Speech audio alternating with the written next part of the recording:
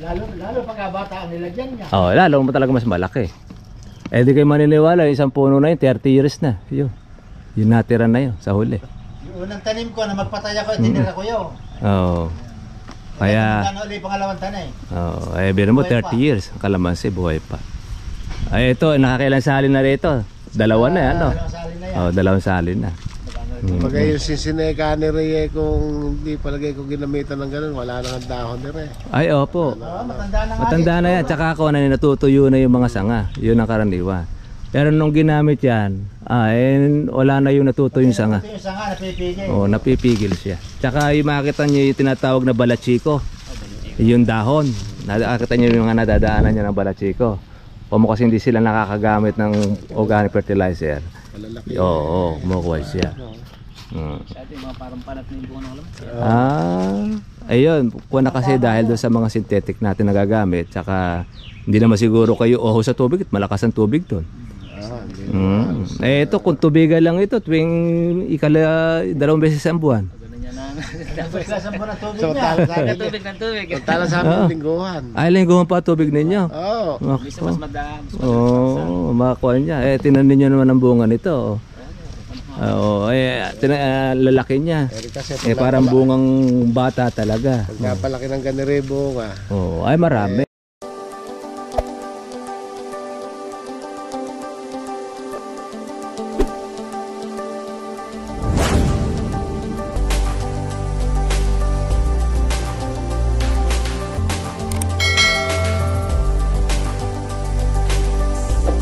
Kahit ano pong edad po yung kalamansi, pwede po yun. Testingin natin. Ako tinesting ko yun. Ito yung 15 years. 15 years. Bumata siya. Ano naman ako naging resulta? Ito yung itsura. Nung nagkakunti lang dahon nila eh. Papatayin ko na talaga. Ngayon, naglabas pa ng maraming bunga. Ang kalamansi kasi, basta't nahusto po siya ng pataba at nakain niya, gaganda po siyang buli. Pero pagka yung pataba nilalagay natin, bumilog pa yun. Hindi. Parang bunga ng bata. Ina-apply mo ba yan ng puro lang o meron? may halo po tayo dyan. Yung sulfate. Yung 2100. Bulaklak lang. Opo, yun lang ang halos sa panghalo dyan na pa pwede nating ilagay. Halimbawa, 2:1 yun. Dalawang organic, isang sulfate. Yun yung natin Pinira doon. ko yan eh. 20 organic, 20 rin yung sulfate. Parehas ka ako dati. Hindi, mas ako kasi talagang ko ni Sir Marvin yan, 2:1. Kasi yun ang nag-invento niya, kaya alam niya yung kuha ng nitrogen. Palibasa ay gusto ko dumami bulaklak. Ilang puno po ba yung 10 taon ninyo? 400 na puno. Medyo malaki-laki na siya. Ay mga kuha siguro ilalagay natin doon. Mga kumusampu siya, mga 10.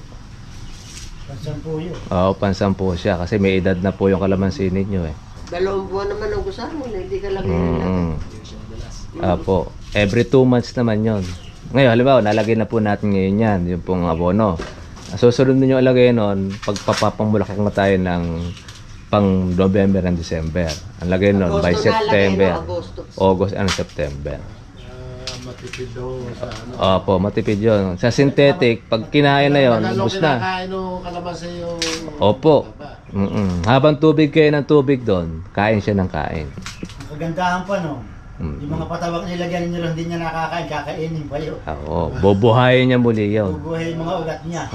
Yung kasing isasabog natin dyan, mga buhay yan. Pambuhay Yung ng microorganism, saka po yung probiotics, nandun sa pataba yun. Opo. Sa synthetic, pinapatay naman niya yung lupa, kaya nagiging acidic ang lupa. Kaya pansinin ninyo, pagka halimbawa ang bukid, walang tubig, bato, sobrang tigas. Pag yun naman ay yung tinubigan, ay para naman siyang simyento na hinalo. Ganong kalusak ang lupa. Ay kasi yung ginagamit natin 314, may halo po yung simyento. Nakakagamit po ba kayo no? Madalas yun, di ba? Patay na patay mga magsasaka dyan sa 314, yun ang ginagamit natin na pang dressing pag sa palay. Hindi na po tayo gagamit noon. Gagalit sa triple 14 niya. Ay, marami naman triple 14, hindi lang naman yung pamagat doon kanila. Mamaya Lahat naman po ng brand ay may mga triple 14. Wala naman tayong brand na sinasabi nila. Pumunta rin yun eh. Hindi na kami makita. Kasi kami, ikinuna namin sa isipan namin yung triple 14. Pero dati-dati, gumagamit kami niyan. Pati 1620. Enlistan namin 1620. Ang ginawa na lang namin, yung organic compound. Yun na nga yun, yung pataba ni Sir Marvin. Ang kinulang natin, yung sulfate or sulfur. Yun yung ating inihalo. Yun. Kasi yun, nitrogen. Ang urea rin kasi, nitrogen. Kaya lang, yung kasing urea, sobrang tapang, malakas. Kaya malakas din ang hatak sa insekto. Kaya pagdating ng tagulan kung pwede siguro yan, puro na lang. Opo, pwede rin yun. Okay na po yun kasi nitrogen na siya. Halimbawa, yung 10 natin mailalagay dyan, pupuruhin na po natin siya. Oo. Dahil, paano rin dapat maglagay rin kayo ng isa pang nitrogen din. O kung mga dalawa lang, pwede na yun. Kasi yung ulan, minsan dyan hindi masyadong sumasapat yan. Minsan medyo may mahina. Yung mga talagang malalakas na may kulog. Yun. Taga saan ba Mayo kayo? yun. Sa Leonardo, magpapalayo. Malapit ng pali. Yung kalabasin namin sa magpapalayo, wala nang buwan, naubos na sa mura. Magkano po napitas? 500? 550 kahapon ba? 550. Ano yun, neto? Hindi ho. Kasama pati pitas. Magkano naman ang upang pitas? 100, 120. May pakain pa kayo o wala naman na? Ay, buti na mga ako Basta lang. sa 100, ala nang pakain. Oo, yun lang ang tama talaga. Yung aking mamimita sa kay 150 kalmansi, kay 200 may pakain. Kuwan. May silay-silay na. Sila kamukha nung nadaanan namin noon. Ay, dito, kung kasi yan, mga nauna rin. Tsaka hindi na nakalaki bunga. Tama nga, kung napitas niya, may maganda ang playa. Oo, yung ibubulaklak niyan, yun na masisingin. Hindi, gusto niyo tingnan ninyo yung kalamansi ko. Pasukin mo sa Opo, loob. ayan, yung kanya na dito. Sige, Yung tingnan mo. 15 years ata. Tara, dito na po kayo Nang dumaan. makita niya, gusto ng mataba. Pero kasi nagsasabi kasi, baka sa bata lang yung ginagamit, hindi kasi bukas sa Kaya matanda. nga, yung mga Wala naman lubay sa bulaklak eh. yung mga kontrapelo eh. Oo, yan. Ito yung 50 years na. 15. Desisyon na papatayin dyan eh. Yan, yung mga bunga niya. Malaki yung bunga niya. Malaki bunga. Akala mo siya bata. Ayan, yung isang puno na ito, 30 years na yan. Yan, yun. Sa dulo. Ayan ang masarap yung pitasin. Kaya kung mo yan, matandang puno na, hindi dapat maging ganyan ng size ng kalamansi. Pero dahil doon sa organic na inilagay, yan ang naging resulta. Oo. Lalo pagkabata ang nilagyan niya. Lalo mo talaga mas malaki. Di kayo maniniwala, yung isang puno na yun, 30 years na. Yun natira na yun sa huli. Yung unang tanim ko na magpatay ako, tinira ko yun. Oo. Kaya, ulit pangalawang tanim. biro mo 30 years, ang kalamansi, buhay pa. Ito, nakakailan salin na rito. Dalawa na yan, no? Dalawang salin na. Pagka yung sinsineka ni Reye, kung hindi palagay ko ginamitan ng ganun, wala nang dahon ni Reye. Ay, opo. Matanda na nga. Matanda na yan. Tsaka ako na natutuyo na yung mga sanga. Yun ang karaniwan. Pero nung ginamit yan, wala na yung natutuyo yung sanga. Yung sanga, napipigil. Napipigil siya. Tsaka yung makikita nyo yung tinatawag na balachiko. Yung dahon. Nakikita nyo yung mga nadadaanan niya ng balachiko. O mo kasi hindi sila nakakagamit ng organic fertilizer. Oo, kumukuha siya. Sa atin, mga parang panat na yung bunga ng kalamansi. Ayun, kuha na kasi dahil doon sa mga synthetic natin nagagamit. Tsaka hindi naman siguro kayo sa tubig at malakas ang tubig doon. Ito kung tubigan lang ito tuwing 2 beses ang buwan. Tapos klasang po ng tubig So, niya. Tubig ng tubig. tala sa amin lingguhan. Ay, lingguhan pa tubig ninyo. Oo. Bisa mas madaan. Makakuha niya. Tinanin niyo naman ang bunga nito. Lalaki niya. Parang bungang bata talaga. Pagkapalaki ng ganirebo nga. Ay marami. Marami yung mapipitasan sa inyo. Parang batang puno, ganito yung size ng bunga. Ganyan talaga yung kanang pagbata talaga. Lumalaki pa yan. Sabi niya kayo sabing mag-inom kayo organic na pataba. Akala kasi nila, pag bata lang kayo pataba na yun. Sa amin, no, pag ganyang edad, Pinapatay na. hindi, malamang sa bulitong na yung... Yung bunga. Totoo po yun. Nung hindi po ito ginagamitan po ng organic, maliliit na naging bunga rin ito. Oo. Ilang kuwan pa lang ito? Ilang sabog pa lang tatutati? Dalawa pa lang. Dalawang sabog pa lang yan mula po noong August nung mag-umpisa. August pa nung nakaraang taon, sumunod. Tapos ng December. Ayun. Ipid yan. Tapos ito lang halos na ito, nagpahuli na lang sila na paunti-unti. Ay di na rin sila na ngayon naghahalo noong 2100.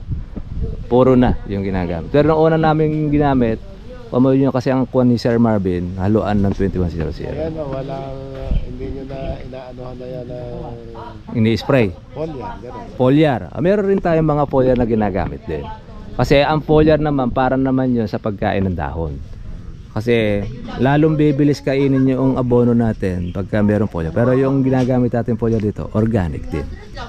Hindi na tayo gumagamit ng synthetic. Synthetic na lang natin ngayon, yung natitira yung insecticide. Yan yung mga chemical. Pero bandang huli, pag nasanay na po ang kalamansi sa puro organic tsaka yung foliar, bandang huli baka mawala na rin ang insecticide. Yung gagamitin. Yun ang maganda sa kalusugan. Hindi mababawasan na po natin yung puro chemical natin kinakain. Sa gastos. Opo, pati sa gastos. Meron unang nakasubok nito, teacher, yung unang napaniwala ni Sir Marvin. Meron 15 siyang hektarya na puro palay.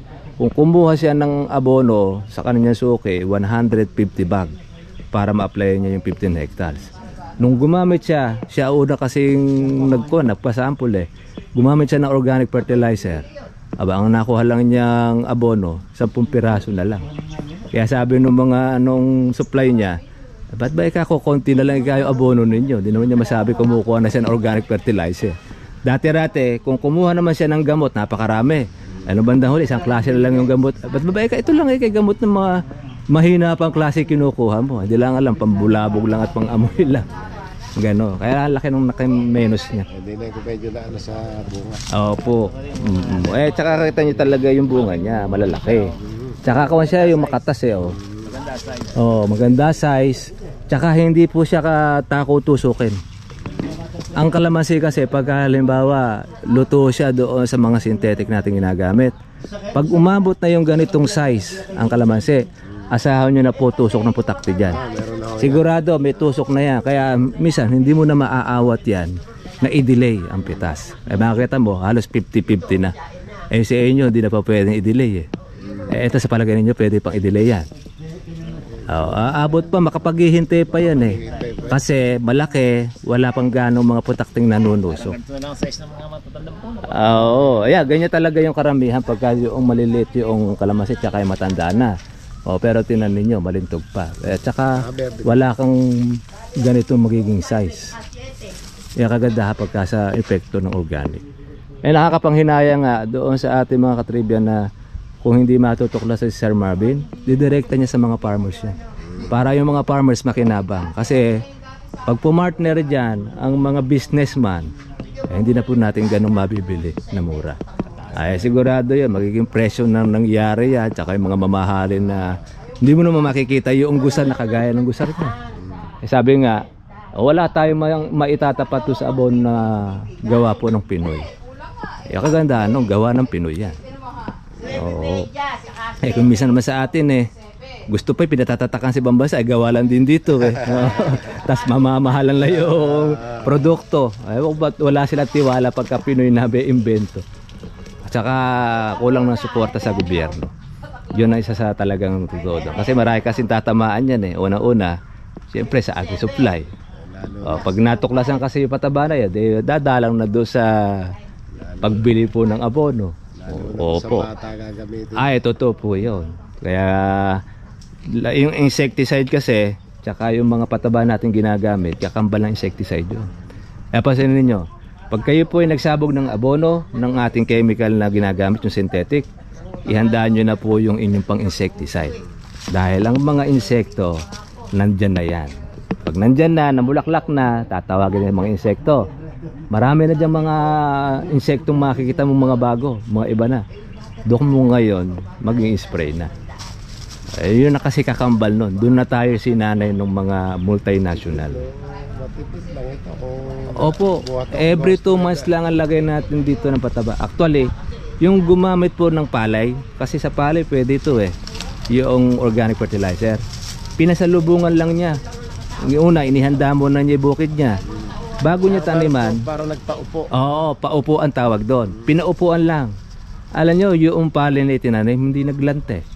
Di ba karaniwan pagka magtatanim ka, nalalanta yung palay? Yun, hindi. Ang nangyayari doon, yung pong mga damo, uunahan pa siya ng palay. Ang karaniwan ngayon, pag magtatanim ka, inuunahan ng damo yung tinatanim mo. Yun, hindi. Ang nangyari, bagamat niro rin damo tumubo, kaya lang, kung kasi malaki na yung palay, ay nakukuha na siya, napopolyo na. At ang kagandahan nun, pag nakita maganda yung palay, kinain ng gusto, wala nang pasunod na abono. Wala na yung tinatawag na top dress. Ay, di laki ng menos mo. Sa palay, obligado kami top dress Ano yung karaniwan natin ginagawa sa top dress? 14. Diba? Hinahaluan natin yon. Naku po, another gastos uli. Oo, ay yun ang kuha natin. Sabi nga ni Sir Marvin, ito hamon ko ka sa mga magsasaka. Kung duday ka kayo doon sa abono, di punta ka kay Sir Marvin. Kung kayo ng pataba, pagagamit sa iyo. Pag hindi gumusar, huwag mong bayaran pataba. Oo, kung hindi sigurado pataba, hahamon ba yung tao ng gano'n? Diba? Kung baga sa bato mo, alam mo yung kilala mo yung bato mo. Halimbawa yung kalapate, inihagis mo, sigurado kang babalik. Malay ba na lang kung natirador. Oo, subok na. Yun ang kondo. Kami rin, bago rin namin ma-introduce sa ating mga subscriber, kami no mismo tumesting. Kami muna gumamit. Kaya nagtataka nga kami, kada tubig kami ng tubig, labas ang bulaklak. Ang bulaklak niya hindi maliliit, malalaki. Kasi sa tag-araw talaga, natural talagang kalamansi, magbubulaklak. Kaya lang, maliliit ang bulaklak, madaling masira. Ito, talagang bumubukas siya. Tinan ninyo, isipin ninyong 15 years yan. Pero ang itsura ng dahon niya, akala mo siya bata. Yung kabila, 8 years lang yon, pero tinan mo itsura ng kalamansi niya. 8 years lang yon, no? Kalahati nito nung taon niya. Bagamat may bunga, kaya lang, alam nyo ko ilang abono na siya. Baka 5 abono na nilagay niya doon. Ito, 2 abono pa lang siya. At laking menos ng kuha natin. Kasi mukha mo yung matandang puno, malakas na. Opo, malakas na dapat sa abono yan. Pero ito ang nasa 700 lang ito. Ang dalagay lang nito nasa 10 lang. Yung kuwan pa yun yung basal. Kaya doon sa inyo sa 400 na yun sa 10. Sabi nga Sir Marvin, wala pong side effect na masama kahit maparami ang abono. Kasi organic Hindi kagaya na synthetic. Pag naparami yung lagay mo, maninilaw ang kalamansi. Pag nanilaw, matutuyo yung mga sanga, doon na nga po yun. Tapos ma-spray pa natin na maiinit na mga pang-insecticide. Tingnan niyo po yung sakit ng kalamansi, natutuyo dahon. Natutuyo ang sanga, akala mo matandang puno na. Ganon. Yan, nakita ninyo yung tsura. Kahit na kung hindi lang masyado mainit, pwede natin pasukin. Tsaka tingnan ninyo yung laki ng bunga niya. Kaya halimbawa 10 years yung kalamansi nyo na yun. Magiging 10 years na. Makikita nyo rin po yung magiging dahon doon. At tingnan nyo po dahon ito. Dati noon, maliliit lang dahon yan. Nasa vlog natin yan Nung ginamit ito, konti pa lang ang kuwan niya, itsura. Marami pa mga tuyong-tuyong sanga. Kaya yung sa akin may mahihina ng puno. Para hindi nang dumilaw. Tinan ko, bahala ko kasi doon sa tagulan. Babatain ko na puproningin. Yung mga mahihina na. Tingnan ko muna. Huwag nyo muna proningin. Nakikita nyo yung gusarad ng pataba. Yun ang kagandahan naman yun sa atin dahil hindi naman biglaan makikita yung pagbabago Kumbaga, unti-unti siya. Pero kagandahan naman kasi nung ating pataba na ito, hindi siya yung organic soil. Yung kasing organic soil, bago makita yung resulta niya, halos taon. Diba? Pag nagsabog ka ng ipot ng manok o kung ano man pong mga tain ng kalabaw o baka yan. Para rin talagang itsura ng pataba. Parang triple 14 ang itsura niya. Akala mo triple 14 siya. Pero yon, ang halo noon marami. May probiotics, meron po siyang humic acid. Yung lahat po kasi ng mga natuklasan ni Sir Marvin, pinaglalagay niya sa abono niya. Bawa, may katangian si ganito, si 16-14, may katangian si 14-14, may katangian si Yara, may katangian si ganito. Pinagsama-sama niya ngayon. Kasi nga naman, bakit mo naman pag-iisa-isa negosyo kasi Kaya pinag-isa-isa nila para lang doon sa mga pamatay herbicide o yung damo. Meron separate na para lang sa paragis. May separate na para lang doon sa bagay. Samantalang po pwede nung palang pagsamahin. Anong ginawa? Kasi negosyo. Ganun. Kumbaga sa isang cellphone, naglabas kang ng bagong unit, may bagong promo. Ayun palang unit natin. Sa Amerika, pinakaluma na ngayon yung unit natin.